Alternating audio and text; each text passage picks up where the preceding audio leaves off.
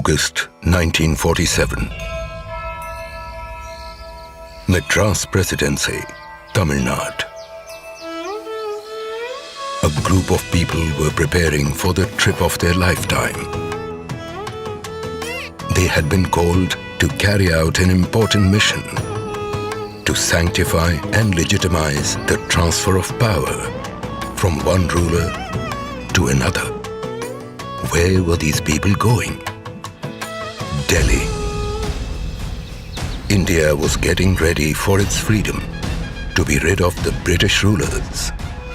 After decades of people fighting for self-rule, thousands arrested, killed in action, chasing one goal, Azadi, freedom. The last Viceroy, Lord Mountbatten, had a task to complete, to hand over power to the Indians. He had a simple query. How should this moment of handover be conducted? A handshake would hardly do. What is the symbolism that should be adopted for the moment?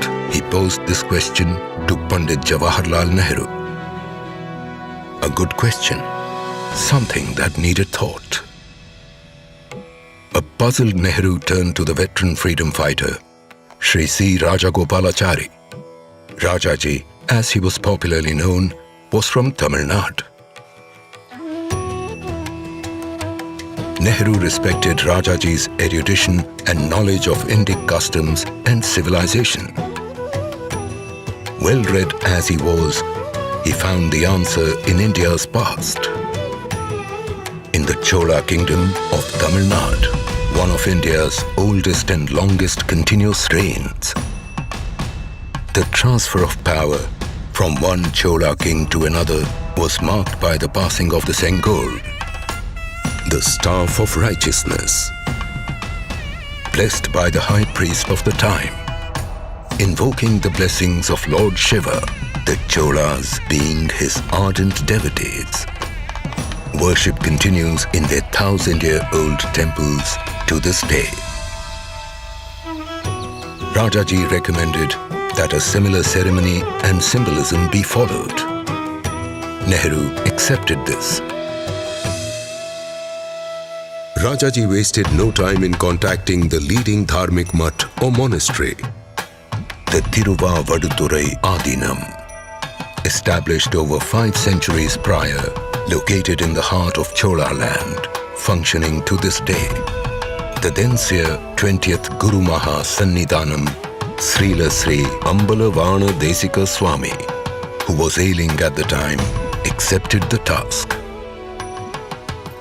He commissioned the making of the Sengol with famous jewelers, Ummidi Bangaru in Madras.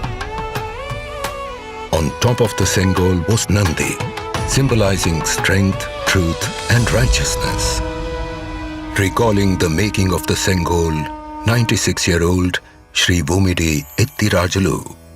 ஆதினவர்கள் எடுத்துட்டு செய்ய வேண்டும் என்று யாரோ சொன்னார்கள் என்று வந்தார்கள். Drawings எல்லாம் காட்டி, it was round thing with a long pole, இது மாதிரி செய்ய வேண்டியிருக்கு. இது நல்ல பெரிய இடத்துக்கு போகுது, ஜாகிரதையாக செய்யணும், நல்லா செய்யணும். Then give the order. It was made of silver with gold coating. I was very happy to be associated with the making it. Adinam people supervised it. ஏன்னா நமக்கே சுதந்திரம் வந்துடுத்து, அந்த சந்தோஷத்தில் இருந்தோம். அதுக்காக செய்ய வேண்டிய ஒரு செங்கோலை ஆதீனம் அவர்கள் நமக்கு கொடுத்ததில் மிகவும் சந்தோஷம். The holy seer directed his deputy, Srila Sri Kumaraswamy Tambiran, the Adinam's Oduvar, special singer Manikam, and Nadaswara Vidwan T.N. Rajarathinam Pillai to conduct the proceedings. The delegation was flown to Delhi on a special flight. On the night of August 14, 1947, Srila Sri Kumaraswamy Tambiran gave the Sengol to Lord Mountbatten.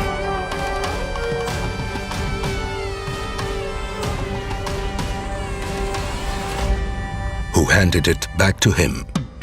The Sengol was purified with holy water. It was taken in procession to Pandit Jawaharlal Nehru. The Oduvar sang verses from the Kollara Padigam, hymns from the Tevaram, composed by the Tamil saint Tirunjana Sambandar.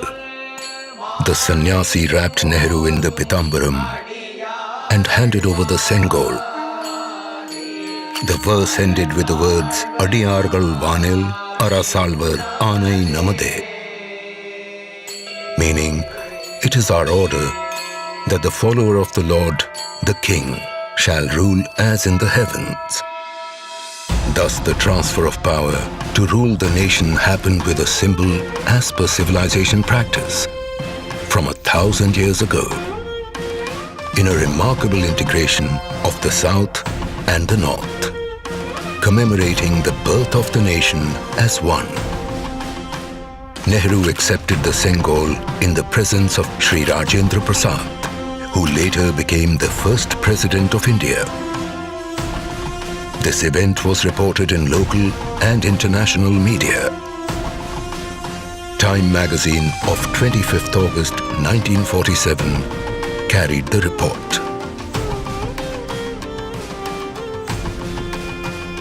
Pandit Nehru thereafter went on to deliver his famous address at the midnight hour of August 14th, 1947.